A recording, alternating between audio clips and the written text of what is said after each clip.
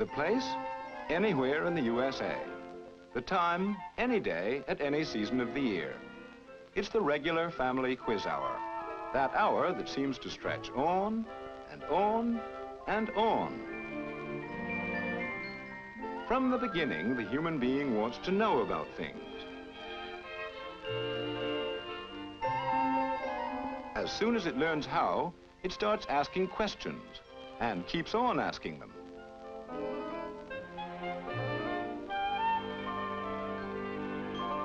But then, without warning, comes a time when the questions taper off and stop altogether. What's happened? Just one thing. She has reached her teens. Does she really know everything? Often the teenage girl acts as if she does, or thinks she does. Her world is uniquely her own. Everyone else is rigorously excluded, except other teenagers. And this teenage world looks to outsiders like a complete, self-sufficient entity, with its inhabitants possessors of the answers to all the questions that plague the rest of us.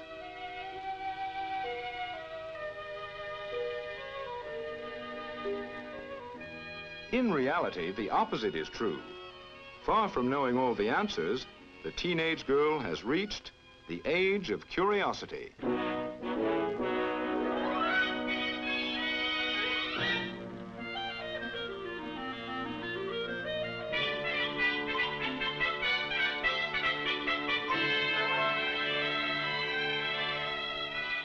Actually, the years between 12 and 20 are the most curious years of most people's entire lives.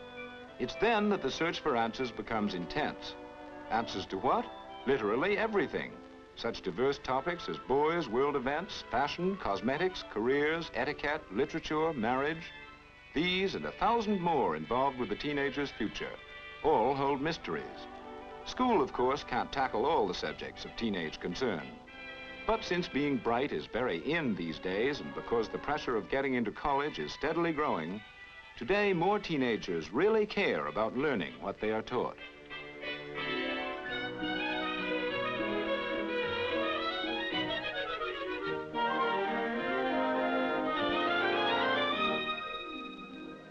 Their need to understand also leads many to probe religious faith. Over half of America's more than 11 million teenage girls attend worship regularly.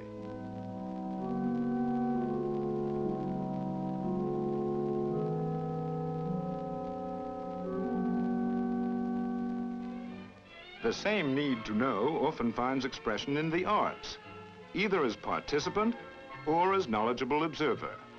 The teenager, for the first time in history, is fully involved in the cultural life of the nation.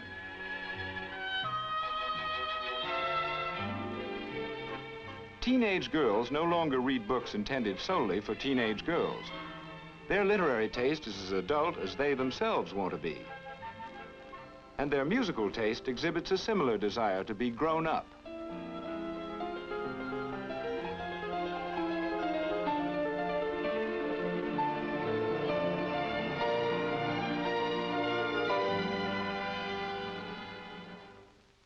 Girls looking forward to marriage in a few years strive to master the intricacies of homemaking at school and at home.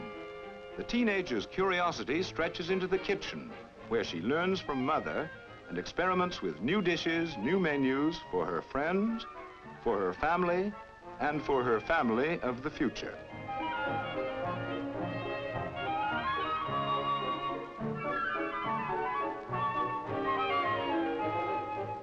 With the natural generosity of youth and the desire for personal fulfillment, many girls prepare for service to the community.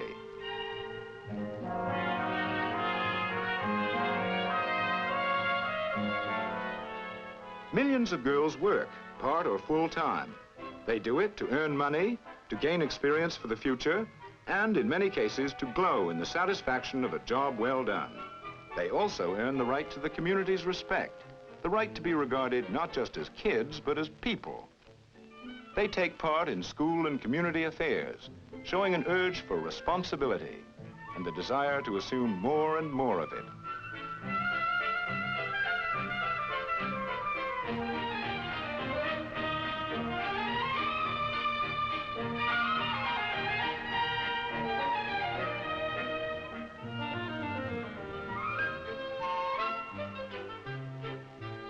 Teenagers are people, and even though the future looms especially large in their young lives, they're primarily interested, like everybody else, in the present.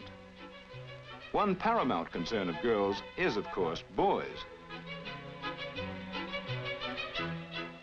No matter where they may stand in their academic subjects, you can bet that the great majority of them are diligent students of the art of making themselves attractive. Here, their curiosity is boundless.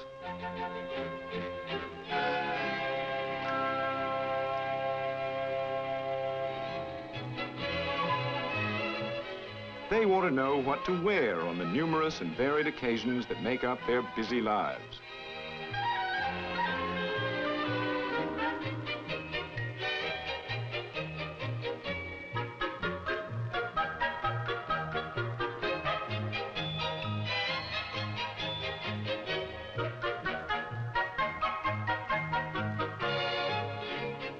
They want to know all about looking their prettiest.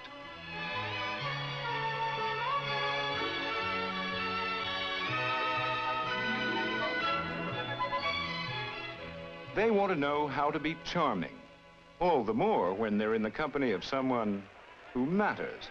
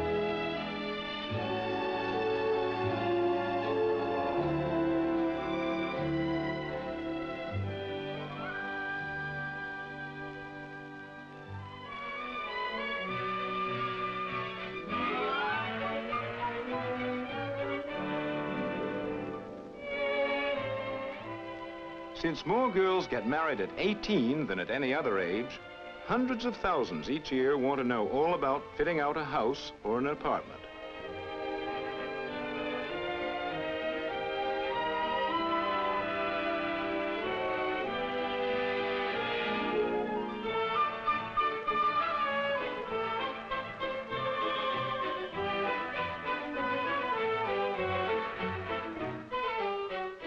No, teenage girls of the 1960s are a far cry from the isolated beings they sometimes appear to be. They're living, breathing question marks, interested in just about everything. They may well be the most inquisitive creatures on Earth.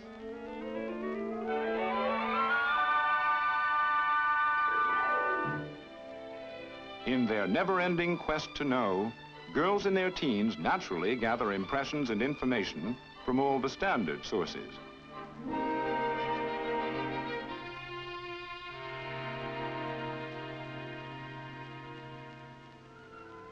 But when it comes to personal, everyday problems, the questions to which they'd most like the answers, they don't always know just where to turn for guidance. Some grown-ups are okay, but they're too remote. Even if they understood a teenager's problems, they wouldn't really care. As for parents, they're not only too far removed in age, but too uncomfortably close in other ways. They'd get it all wrong and care too much. So the teenage girl often takes her problems to a girlfriend. But since the girlfriend's knowledge of the world is hardly any broader than her own, she can't always be relied on to help. What the teenage girl needs is a wise, steadfast friend who knows the world, especially the world of teenagers. A friend who understands them and respects their privacy. A friend they can trust. This particular need of teenage girls is met effectively by a publication produced expressly for them. Year after year, this magazine wins their confidence. One reason for this, and only one of many, is that the people who create it keep closely in touch with their more than 5 million readers by sending editors on cross-country tours to talk to teens, by carefully studying the thousands of letters which teen readers send to the magazine every month, by consulting teen panels that reflect the views of their contemporaries. For example, to find out what's on teenagers' minds, the magazine periodically invites high school editors to its New York office for a turn-the-tables press conference. 17's editor-in-chief, Mrs. Enid Haupt, believes in giving teenage curiosity full rein. Mrs. Haupt, I don't find the boys in my high school very interesting. Where can I meet interesting boys? Well, I think the first way to meet interesting boys in your high school or any place else is to be interesting yourself. Learn about hobbies, other subjects. For instance, you take art. You would go to different museums. You might ask about their youth groups. You would meet young people there then who would have the same interests as you do. You could do volunteer work, join clubs. The important thing is to care about people. When you care about people, you become interesting yourself, and then other people want to know you.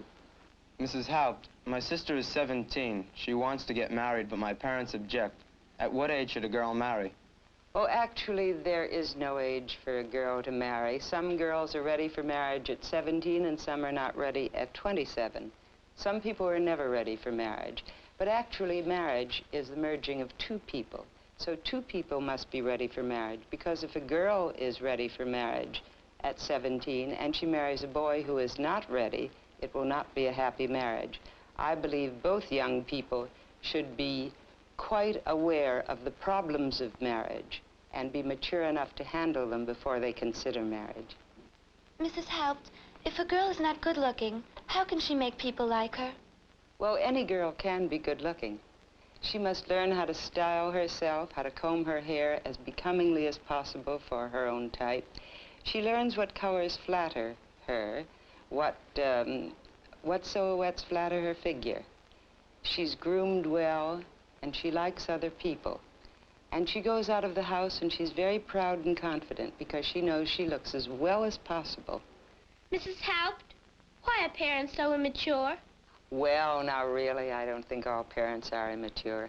Actually, for the first time, as you grow up and you're in your teen years, you see parents as people. You see their weaknesses as well as their strengths. After all, don't forget Mark Twain. I think his observation of his father will go down in history as the greatest of all times. He said, when I was 14, I was surprised at how little my father knew.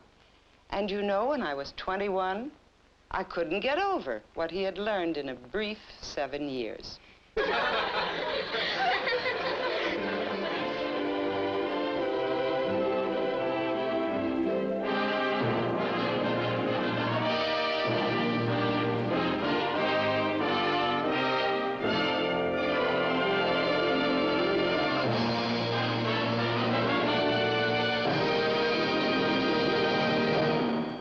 The end? Why, no, just the beginning. Because the country is growing younger. By 1965, half of the population of the U.S. will be 25 and under. 40% will be under 20. This teenage market is big. 11,065,000 young women today. 13,100,000 by 1970. Now is the favorable time to create demand for your product. Implant preferences for your brand. 97% of all teenage girls help prepare family meals. 17 magazine families spend more per week on food than the families of any other consumer magazine. The teenage girl herself spends 25% of her family's food budget. She can suggest a brand, she can select a brand, she can switch a brand.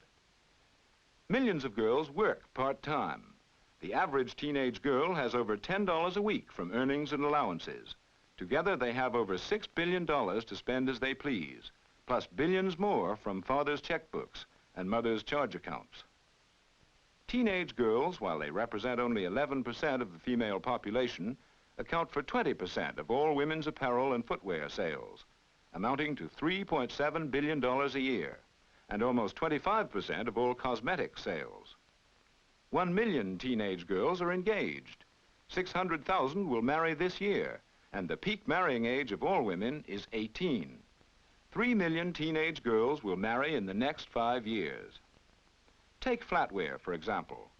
2 million teenage girls already own flatware, and 1.7 million will begin to collect theirs within the year. The median age of acquisition is 17 years. This major market can be sold through the pages of one major magazine. 17 offers quality circulation. Over 1,110,000 ABC, June 1963.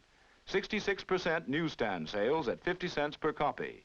Balance, full paid subscriptions. No cut rates. Every issue is read by every other girl 13 through 19 in the USA. Over 5 million readers. No other magazine saturates its market so completely. 17 sells. Advertisers know it.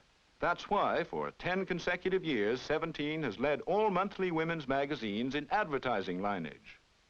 Retailers know the magic of 17 and show it by the tremendous volume of their local tie-in advertising with 17.